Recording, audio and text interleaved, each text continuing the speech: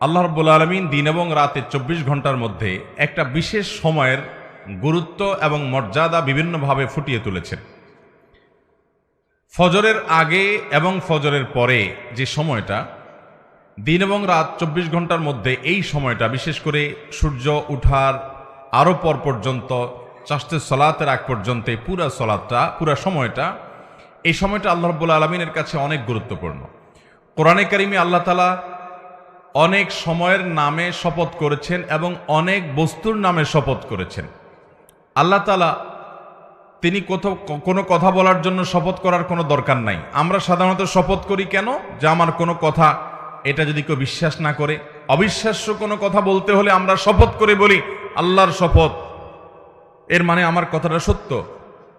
আল্লাহ রাব্বুল আলামিনের কথা তো লা রাইবা ফিহ, তার কথার ব্যাপারে কোনো সন্দেহ করার সুযোগ নাই। তারপরও তিনি শপথ করে মাঝে মধ্যে অনেক কথা কোরআনে বলেছেন। কেন? যেন আমরা বুঝতে পারি যে যেই কথা আল্লাহ তাআলা শপথ করে বলেছেন ওই কথাটা এত গুরুত্বপূর্ণ যে আমরা সাধারণত বললে শপথ করা ছাড়া বলতাম না। এটার গুরুত্ব বোঝাবার জন্য শুধুমাত্র তিনি শপথ করেছেন, না হলে শপথ তার করার কোনো প্রয়োজন ছিল না। বার্জার ইলিউশনসের ছোঁয়ায়